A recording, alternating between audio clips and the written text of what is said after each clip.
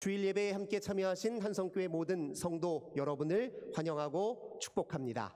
나 자신보다 나를 더 사랑하시는 우리 하나님께서 여러분 모두에게 하늘의 크신 은혜와 평화를 가득 부어주시길 주님의 이름으로 간절히 기원합니다.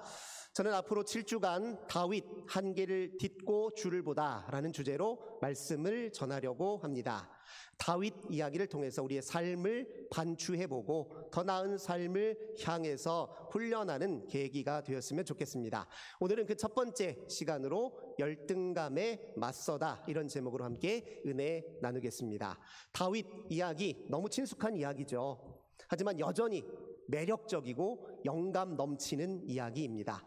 다 소화해내지 못한 이야기이기에 여전히 다른 한편으로는 도전적이고 또 낯선 이야기이기도 합니다. 유진 피터슨이라고 하는 분은요, 다윗의 영성을 현실에 뿌리박은 영성이라고 정의 내린 적이 있습니다. 다윗의 신앙은 무엇보다도 현실의 한 복판에서 그 빛을 발했습니다.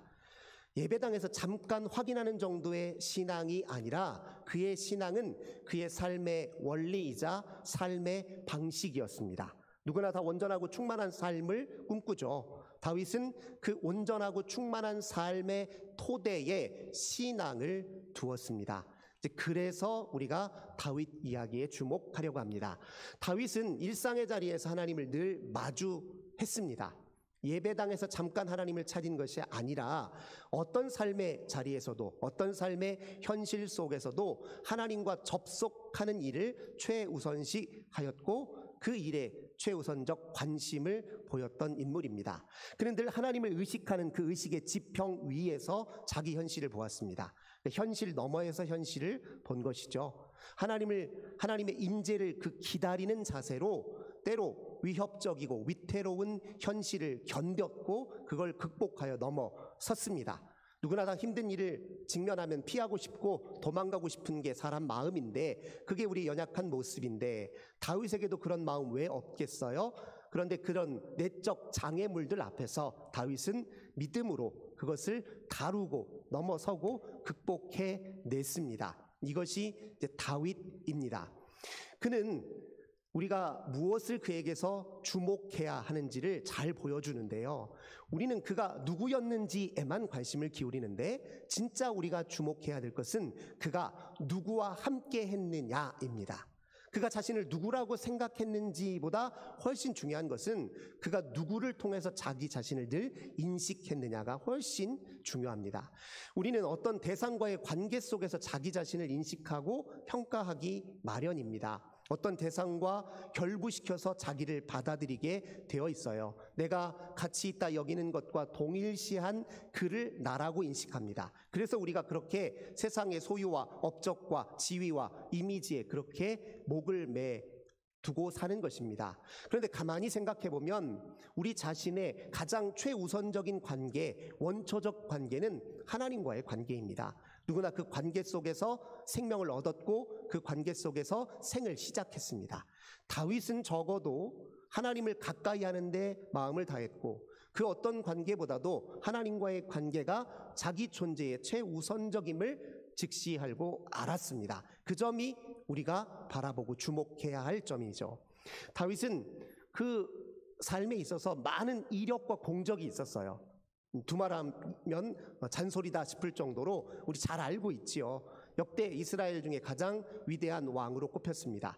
이스라엘 역사 속에서 왕을 이렇게 가늠하는 기준, 평가하는 기준은 단연코 다윗이었습니다. 그런데 이 다윗의 위대함과 특별함은 결코 그의 인간성에 있지 않았습니다. 그의 인간성이 좋아서 훌륭해서 굉장해서 그가 그런 위대함을 낳았던 것은 아닙니다.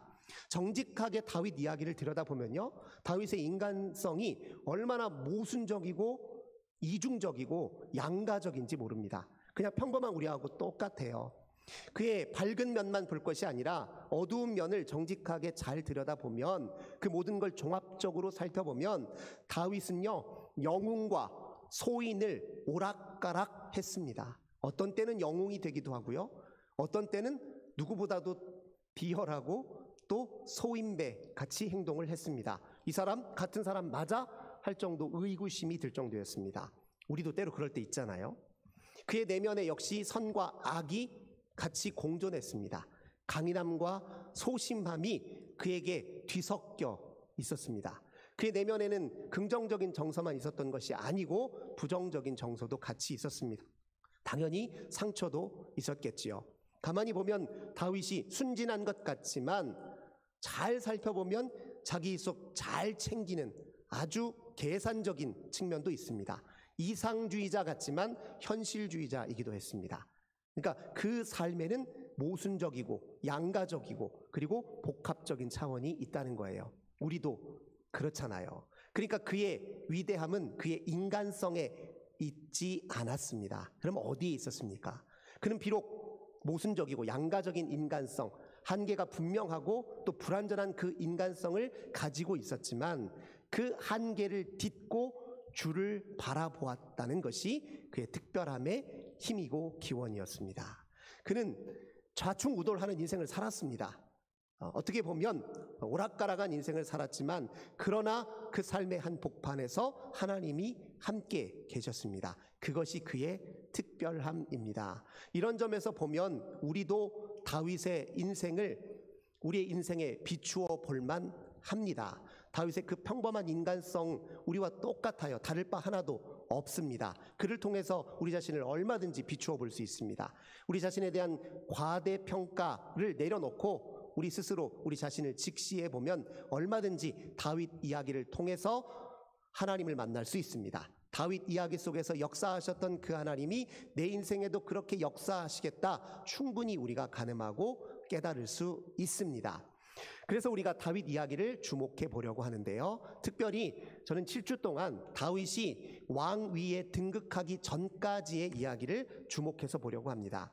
다윗이 왕위에 등극하기 전까지 그는 누구를 대변하고 있었느냐?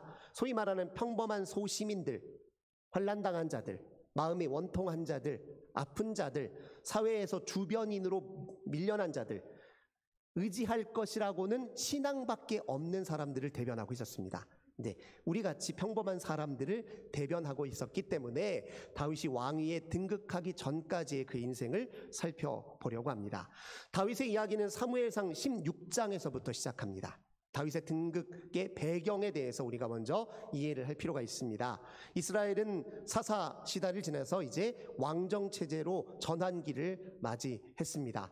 왕을 세워서 주변 국가들처럼 상비군도 두고 또 제도적으로 잘 정비해서 주변 이방 민족들의 침략을 효율적으로 좀 맞서고자 하는 백성들의 열망을 하나님께서 받아들이셔서 왕을 세우기로 작정하시고 첫 번째로 세웠던 왕이 누굽니까? 바로 사울 왕이었습니다. 그는 이스라엘의 12지파 중에서 가장 작은 지파였던 베냐민 지파에 속해 있었죠. 그 지파의 여러 가문들 중에서도 가장 평범한 가문에 속해 있었던 인물이 바로 사울입니다. 근데 하나님이 그 사울을 택하여 첫 번째 왕으로 삼았습니다. 그는 작은 지파에 보잘것없는 가문에 있었지만 한 가지 신처적 조건은 좋았습니다. 사무엘상 9장 2절에 보면 사울에 대해서 묘사하기를 그의 외모가 준수하고 그의 키가 다른 사람보다 어깨 하나 더 있을 정도로 컸다, 그렇게 묘사합니다. 초기에 사울은 매우 겸손한 면모를 보였습니다. 그러나 문제는 그가 왕위에 등극하고 난 이후에 일어났습니다. 그는 왕위에 오르자마자 그 배경에 도취되었습니다. 그 권력에 도취되었어요. 그래서 그만 하나님을 망각하고 본분을 잊기 시작했습니다. 어떻게 이런 일이 일어났을까요? 사실 그 이면에는 이런 마음이 있지 않았을까 싶습니다. 그는 본래 사회적 배경이 아무것도 없던 인물이에요. 스스로에 늘 열등감을 가지고 있었던 인물입니다. 그가 갑자기 왕이라고 하는 엄청난 배경을 등에 업었어요. 그래서 거기에 도취되어 버린 것이죠. 그러니까 왕 위에 도취된 그 모든 이면에 그의 지독한 열등감이 자리 잡았을지 모릅니다. 그래서 근거로 하는 것이 사무엘상 10장의 이야기를 보면은 우리가 확인할 수 있는데요. 왕으로 하나님이 사울을 꼽은 다음에 백성들에게 그걸 공표하는 과정이 이제 사무엘상 10장에 잘 묘사되어 있습니다. 하나님께서 사울을 꼽았다라는 걸 백성들도 받아들이는 그 준비가 필요했잖아요. 그래서 사무엘 선지자가 그 백성들 앞에 이가 왕입니다 공표하기 위해서 한 가지 의식을 치렀는데 그게 무엇이냐면 각 지파에서 1000명씩 불러다 뽑았어요. 제비뽑기를 통해서 12지파 중에서 베냐민 지파를 골라냈습니다. 그리고 베냐민 지파 가문들 중에서 사울의 집안을 또 뽑았습니다. 그리고 사울의 집안 내 여러 형제들 중에서 사울이 최종적으로 뽑혔어요. 근데 그런 의식을 통해서 사울이 하나님이 택한 자다라는 것을 이제 공적으로 보여주려고 했던 것이죠. 그런데 그렇게 중요한 자리에 정작 사울은 없었습니다. 그는 어디에 있었냐 보니까, 알고 보니까 군중들 그 사이를 피해서 진보다리 뒤에 몰래 숨어 있었어요. 왜 그렇습니까? 그게 소심함을 보여주고 있죠. 그의 키와 외모와는 맞지 않게 소심했습니다. 그리고 그 이면은 분명히 열등감이 자리 잡고 있었을 것입니다. 그렇게 열등감을 가지고 있다는 것, 이 열등감이라고 하는 것은 사람에게 긍정적인 요소도 있고 부정적인 요소도 있습니다. 알프레드 아들러라고 하는 사람은요, 이 열등감이 긍정적 방향으로 자리 잡을 때는 우리에게 더 나은 삶을 살고자 하는 욕구, 더 완전해지려고 하는 욕구로 발현될 수 있다 이야기합니다. 하지만 부정적인 방향으로 나아가면 그게 지나친 비교의식과 경쟁의식으로도 그게 발현될 수 있습니다. 사울의 경우에는 후자였던 것 같아요. 비교의식과 경쟁의식에 사로잡히면요, 한마디로 말해서 사람 눈치 보는데 급급하게 되어 있습니다. 다른 사람 시선 의식하는데 몰두되어 있게 되어 있습니다. 사울이 딱 그랬습니다. 왕위에 올랐는데 그 순간에 그 왕의 배경에 권력에 도취된 채로 하나님을 의식하는 것이 아니라 사람 눈치 보느라고 급급했습니다. 그에게 주어진 본분을 그래서 잊은 거예요. 그 대표적인 사건이 무엇입니까? 블레셋과의 전투에 앞서서요, 이제 빨리 전쟁에 나가서 싸워야 하는데 전쟁에 나가기 전에 반드시 백성들은 예배를 드려야 한다고 생각했어요. 그래서 본인도 예배를 빨리 드리고 가야 될 판인데 예배를 집례할 사무엘이 없는 거예요. 본인 마음은 다급해요. 예배를 안 드리고 출정하자니 백성들 눈치가 보여요. 그래서 어떻게 합니까? 내가 예배를 집례해야겠다 하고 자기가 율법을 어기고 스스로 예배를 집례하고 전투에 나갔단 말이죠. 그것이 바로 이제 하나님보다 사람 눈치에 급급했다라는 모습을 전형적으로 보여주었던 것이죠.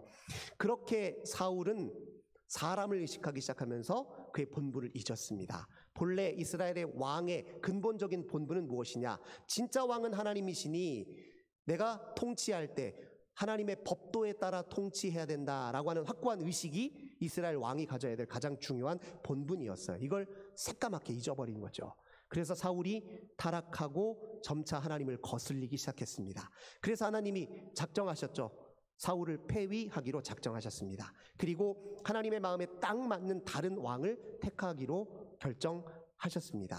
그런 맥락 속에서 오늘 16장의 이야기가 시작되는 것입니다. 하나님이 새로운 왕으로 택한 사람이 바로 그가 다윗입니다. 그 다윗을 택하는 과정이 사무엘상 16장에 잘 기술되어 있습니다. 16장 1절에 보면 하나님께서 사무엘에게 찾아오셨습니다. 사무엘은 당시에 사울의 폭정과 하나님을 향한 반역적 통치 행야에 낙담한 상태에 있었어요. 제대로 대응하지 못해서 풀이 죽어 있는 상태로 있었단 말이죠. 그때 하나님께서 그에게 왜 그렇게 슬퍼하고만 있느냐 하면서 그를 흔들어 깨우셔서 뿔에다가 기름을 채워서 베들레헴이라는 작은 마을 이새의 집으로 가거라, 그렇게 명을 내리셨습니다. 그렇게 명을 받은 사무엘이 이제 베들레헴으로 간 것이죠. 다윗의 이야기의 시작은 하나님께 있었습니다. 우리는 다윗이 그 당시에 하나님이 자기도 모르는 사이에 무슨 일을 하고 계신지 전혀 예측하지 못하고 있었을 거라 충분히 짐작하지요. 그런데 사울에게 새로운 삶이 준비되고 있었어요. 보이지 않는 곳에서 하나님을 통해서. 우리도 똑같습니다. 누구나 우리 인생의 새로운 시작과 새로운 기회와 새로운 가능성은, 새로운 삶은 다 우리에게서 비롯되는 것이 아니라 보이지 않는 곳에서 우리를 위해 일하시는 하나님으로부터 비롯된다는 사실을 반드시 기억해야 됩니다. 누구나 새로운 삶을 시작하려는 마음이 있으면 이미 우리를 위해 일하고 계셨던 하나님을 인정하고 주목하는 것으로부터 그 새로운 삶을 시작해야 합니다. 우리는 불완전하고 연약하고 우리는 한계가 분명하지만 우리 배후에서 일하시는 하나님은 무한하시고 영원하신 분입니다. 우리 인생을 향해 하나님이 품고 계신 그 가능성은 완벽합니다. 우리 스스로 사는 삶은 불완전하지만 우리 인생을 위해 준비하신 하나님의 계획은 완벽하다는 거예요. 다윗의 이야기가 그것을 보여줍니다. 사무엘은 하나님의 명령을 따라 베들레헴으로 이동했죠. 베들레헴은 가장 작은 시골 마을 중에 하나였어요. 베냐민 지파에서도 별 볼 일 없는 도시, 마을이죠. 도시라고 할 수 없는 작은 마을이에요.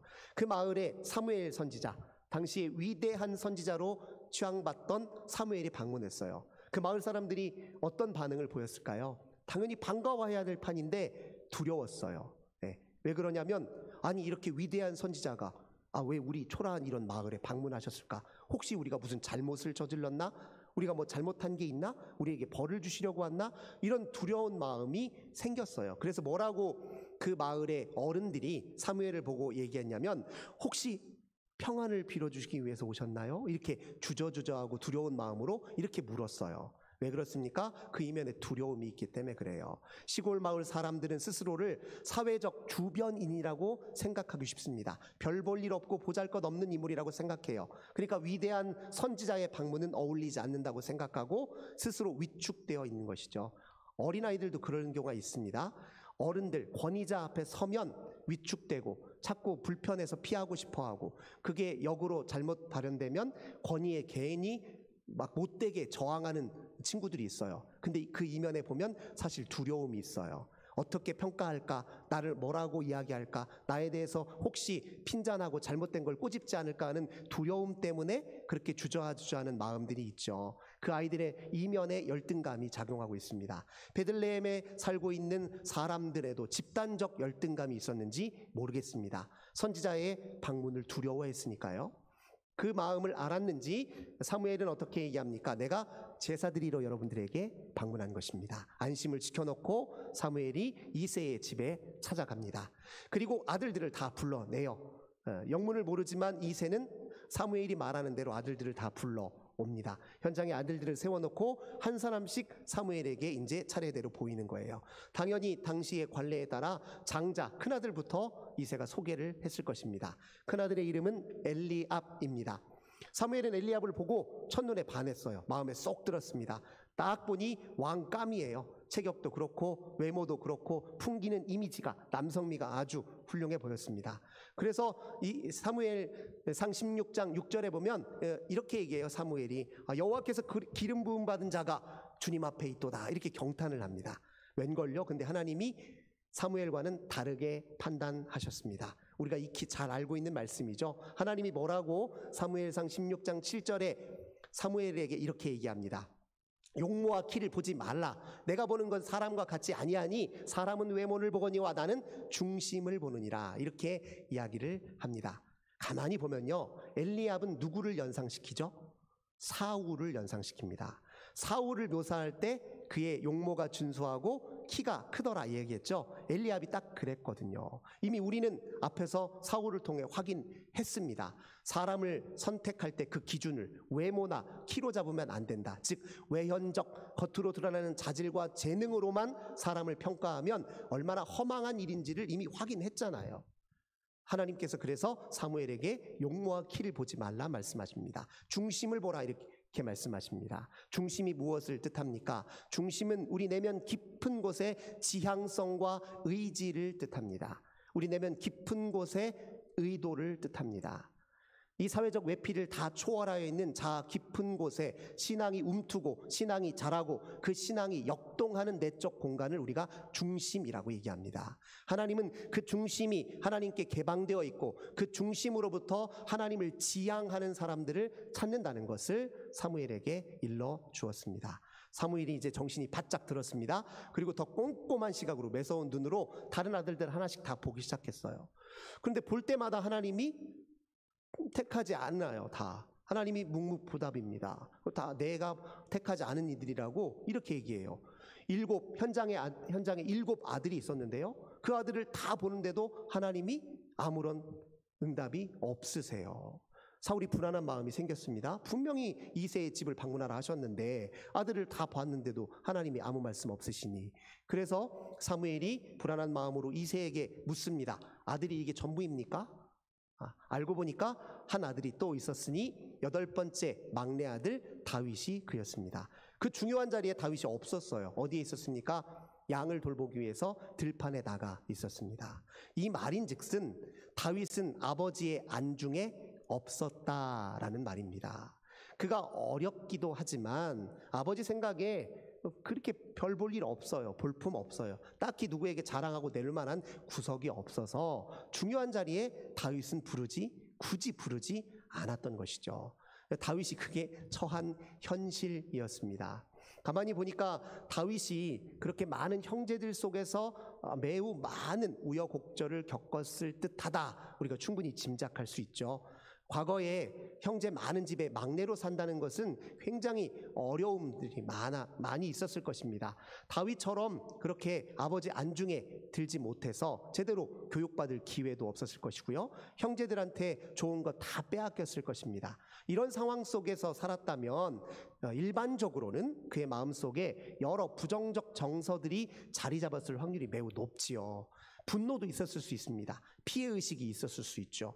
열등감도 당연히 있을 수 있습니다. 우울하고 또 무기력한 부정적 정서가 있었을 법합니다. 그런데 웬걸요, 다윗이 딱 등장했을 때 그를 묘사하는 말씀을 잘 보면 그렇게 어디 상처 하나 없는 사람 모습 같아요. 사무엘상 16장 12절에서 다윗이 사무엘 앞에 나타났을 때 그를 뭐라고 묘사하냐면 그의 빛이 붉고 그의 눈이 빼어나며 얼굴이 아름답더라, 이렇게 묘사해요. 겉으로 보면은 외모를 멋있게 잘 묘사한 것처럼 보이지만 그러나 그 묘사는 가만히 보면 이런 뜻이에요. 그의 중심이 빛나고 아름다워서 그의 내면의 아름다움이 눈빛에 드러나고 얼굴빛에 드러났다, 이런 표현으로 우리가 읽을 수 있습니다. 어떻게 이럴 수가 있었을까요? 그 막내 아들로 아버지 안중에도, 즉 아버지 사랑의 결핍 속에 형제들의 무시 속에 부정적 감정으로 고통받았을 법한 그런 상황에서 다윗이 어떻게 이렇게 빛나는 눈빛과 밝은 얼굴을 갖고 있었을 수 있을까요? 시편 27편 10절에 다윗이 이렇게 고백합니다. 내 부모는 나를 버렸으나 여호와는 나를 영접하시리라. 다윗이 그렇게 표현하고 있습니다. 우리가 앞서 살펴보았듯이 다윗은 하나님 신앙의 기초 위에서 자기를 보았고 자기의 직면하는 현실을 볼 줄 아는 사람이었습니다. 그래서 그 신앙의 기초 위에서 살았기 때문에 그에게 자리 잡은 부정적 정서가 그를 압도하거나 그를 지배하거나 그를 장악하지 못했던 것입니다. 그는 빈 들판에 양들과 함께 홀로 덩그러니 서서 지낼 때가 많았습니다. 그 눈앞에 펼쳐지는 현실은 자칫 잘못하면 단순하고 지루하고 단조롭고 변변치 않은 것일 수 있지만 다윗은 신앙의 눈으로 자기 빈들을 달리 봤죠. 지루한 게 아니라 신비로 가득 차 있고, 그리고 그 쉴 틈 없이 변화무쌍한 것들이 그 속에서 일어나는 것을 목도했을 뿐만 아니라, 그리고 그 텅 빈 현실 그 이면에 하나님의 계획하시고 새롭게 일하실 하나님의 무궁무진한 가능성을 아마 하나하나 그려 넣으며 신앙의 상상력을 펼쳤던 우리가 다윗을 얼마든지 상상해 볼 수 있을 것입니다. 하나님 신앙에 기초한 사람은 현실을 그렇게 달리 보게 되어 있습니다. 당면에 있는 그 현실 이면에서 새로운 가능성과 기회를 꿈꾸고 마음속으로 그려내기 쉽습니다. 그게 신앙의 힘이고 다윗이 가졌던 힘의 원천이었습니다. 그런 다윗을 하나님이 택하신 것입니다. 그리고 사무엘을 통해서 그에게 기름을 부으셨습니다. 기름을 부었다는 말은 택함을 받았다라는 말이기도 하고요. 동시에 하나님의 일을 자기 일로 삼아야 할 사명이 부여되었다라는 뜻이기도 합니다. 우리 모두가 사실은 기름 부음 받은 존재입니다. 베드로전서 2장 9절에서 이렇게 얘기하죠. 너희는 택하신 족속이요 왕같은 제사장이요 거룩한 나라요 그의 소유된 백성이니. 우리가 그리스도 안에서 모두 다윗처럼 기름 부음 받은 존재들입니다. 달리 말하자면 우리 역시 하나님의 일을 나의 일로 삼아야 할 사명이 부여된 존재입니다. 하나님의 일 속에서 자기 일을 찾아내야 돼요. 하나님의 일 속에서 자기 비전과 자기 걸어갈 길을 찾아내야 됩니다. 가슴 속에서 속삭이시는 주의 음성 속에서 내 일을 찾고 내 길을 찾는 것이 우리에게 주어진, 우리 믿는 사람들에게 주어진 숙명입니다. 그 삶을 거스리려 하면 문제가 생기고 더 인생이 꼬입니다. 하나님의 택함 받은 사람들은 하나님의 일에서 자기 일을 보아야 됩니다. 다윗은 기름 부음의 그 예식 속에서 그렇게 하기로 작정하고 결단했습니다. 그에게 주어진 첫 번째 임무는 무엇이었느냐? 사울 왕의 마음을 치유하기 위해서 그 앞에 수금을 타는 연주일이었어요. 사울은 다윗이 기름 부음을 받는 순간에 하나님의 영으로 충만해졌는데 그 순간에 사울에게서는 하나님의 영이 떠나가고 악령이 깃들었다라고 묘사하고 있습니다. 악령이 그의 마음을 엄습해 왔으니 그는 시달렸죠. 정신분열적 증상, 마음의 무질서함으로 고통받았습니다. 근데 다윗이 수금을 연주하는 동안 그의 마음이 진정되었어요. 치유되기, 하나님의 영적 질서가 자리 잡았습니다. 다윗의 이 행위는 장차 그가 해야 될 이스라엘 속에서 해야 될 일에 대한 일종의 예표라고 할 수 있습니다. 당시 이스라엘 백성들은 이중고를 겪고 있었어요. 한편으로는 사울의 폭정으로 괴로워했습니다. 다른 한편으로는 블레셋의 위협 속에 살아야 했습니다. 블레셋 생각만 해도 당시에는 무시무시한 존재들이에요. 블레셋은요, 당시에 그 주변 여러 나라들에 비해서 그 무기도 달랐어요. 철기 문화가 일찍 발달해 있었기 때문에 무기를 철로 만들었어요. 변변치 않은 문화와 경제를 갖고 있었던 이스라엘로서는 감히 맞설 수 없는 상대였습니다. 사실 그랬습니다. 거기에는 또 용맹한 골리앗이라고 하는 장수가 있었습니다. 우리가 너무 잘 알고 있지요. 그 골리앗 아주 신출귀몰한 능력을, 탁월한 능력을 가지고 있는 장수였죠. 사울은 블레셋의 그 위협 앞에 항상 무능했어요. 무기력했습니다. 그러니 그런 왕을 모시고 있는 이스라엘 백성들은 당연히 더 두려움에 떨 수밖에 없었습니다. 싸우기도 전에 이미 패배한 패잔병처럼 블레셋의 위협 앞에 섰던 게 그 당시의 형국이었어요. 그 순간에 다윗이 자기 자신을 드러낸 것입니다. 과감하게 소년에 불과한데, 양치기에 불과한데 그가 하나님 앞에 하나님의 이름으로 골리앗 앞에 당당히 섰습니다. 사실은 무모한 일이었죠. 당연히 그의 형도 그를 무시했고 사울도 그를 무시했고 골리앗도 그를 무시했습니다. 그런데 웬걸요? 다윗은 무슨 배짱으로 골리앗 앞에 섰습니다. 이미 우리가 앞서 살펴본 것처럼 다윗은 자기 자신을 끊임없이 파괴할 만한 부정적 정서와 내면의 목소들이 있었음에도 불구하고 그것을 딛고 주를 바라봄으로 그 모든 것을 극복하는 비결을 터득했어요. 자기를 무시하는 험담하는 소리들이 자기 마음을 헤집고 뒤흔들어 놓더라도 여호와 하나님의 신앙으로, 그분의 이름으로 우뚝 서서 골리앗 앞에 섰던 것입니다. 아무 배경이 없더라도 하나님을 배경 삼았고 어지러운 내면이 아니라 자기 내면 중심에 좌정하신 하나님을 자기 내면의 삶의 토대로 굳게 부여잡았단 말이에요. 그래서 그 앞에 섰습니다. 그가 가지고 있는 건 칼이 아니에요. 물맷돌이었어요. 단창이 아니고 큰 갑옷이 아니라 그저 물맷돌 하나.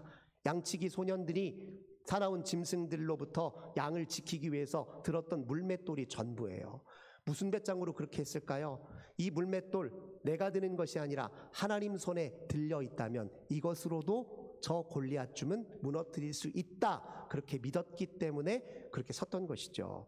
그는 그 자신의 한계로 그 상황을 본 게 아닙니다. 자기 한계로 그 상황을 보면 빨리 도망가는 것이 나은 일이죠. 하지만 그 한계를 딛고 주를 보았기 때문에 그는 그 상황에서 물맷돌을 들어 골리앗을 쓸어 넘어뜨릴 수 있었던 것입니다. 그게 다윗의 신앙입니다.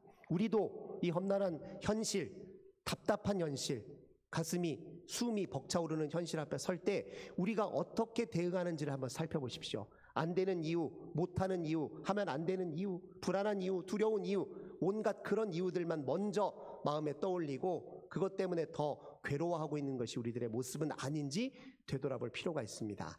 그렇게 두려운 마음 들 수 있습니다. 답답한 심정일 수 있습니다. 그러나 그것을 딛고 우리가 우선적으로 찾아야 할 것은 무엇이냐면 어떤 삶의 자리나 현실 앞에서도 우리 곁을 지키시는 하나님을 찾는 것, 그게 우리의 최우선적 일이 되어야 합니다. 신앙은 거기에 있습니다. 그것이 어쩌다 한 번이 아니라 우리의 삶에 지속적으로 반복적으로 일관되게 나타나도록 해야 하는 것이 바로 우리가 이 신앙을 믿는 이유입니다. 신앙은 거기에서 힘을 발휘하기 시작합니다. 그때 우리는 현실을 달리 보기 시작합니다. 현실 너머에 하나님의 위대하신 역사를 보기 시작하고, 그리고 하나님의 도움을 얻어 그 현실을 돌파해 나아갈 수 있습니다. 다윗의 신앙이 오늘 우리의 신앙이 되어야 함은 당연합니다. 그 신앙이 있어야 우리 삶이 기적으로, 새로운 풍요로, 기쁨으로, 희망으로 전환될 수 있습니다. 다윗의 이야기에는 한 가지 특이점이 있어요. 이야기 전체를 살펴보세요. 초자연적 현상은 한 번도 나타난 적이 없습니다. 그저 그 험난한 현실을 잘 뚫고 가는 말 그대로 삶의 기적만이 있을 뿐이에요. 우리 인생에 그런 삶의 기적이 있으면 그게 바로 행복이고, 그게 바로 하나님의 역사하심입니다. 다윗과 같은 일은 우리에게도 얼마든지 일어날 수 있습니다. 다윗의 이야기는 그저 다윗의 이야기로 그치는 것이 아니라 다윗을 통해서 역사하신 하나님의 이야기이고, 그 하나님의 이야기는 오늘 우리들의 삶의 이야기로 지속되고 있다는 사실을 반드시 기억해야 됩니다. 우리 하나님께서 우리에게 다윗이라고 하는 좋은 믿음의 선물을 우리에게 주셨습니다. 그 믿음으로 오늘 우리가 다윗보다 더 위대한 삶을 살아내시기를 주님의 이름으로 간절히 기원합니다. 좋으신 주님 감사드립니다. 저들 때로 삶의 현실 앞에 답답하여 주저앉아 무너져 그저 하나님 쫓기듯 나도 모르게 그저 세상의 유행 따라 살아갈 때 참 많지만, 그러나 다윗의 신앙을 통해서 전혀 다른 삶의 방식이 있음을 일깨워 주시니 감사드립니다. 한계를 딛고 주를 바라보아 무모한 그 현실 앞에 신앙의 모험을 감행하며 모험적으로 우리 자신을 주님께 던져 넣어서 새로운 삶을 만들어내는 그 비법을 우리에게 가르쳐 주시니 감사합니다. 이 신앙이 오늘 우리의 신앙이 되도록 하나님 은혜 베풀어 주옵소서. 주 예수님의 이름으로 간절히 기도드립니다. 아멘.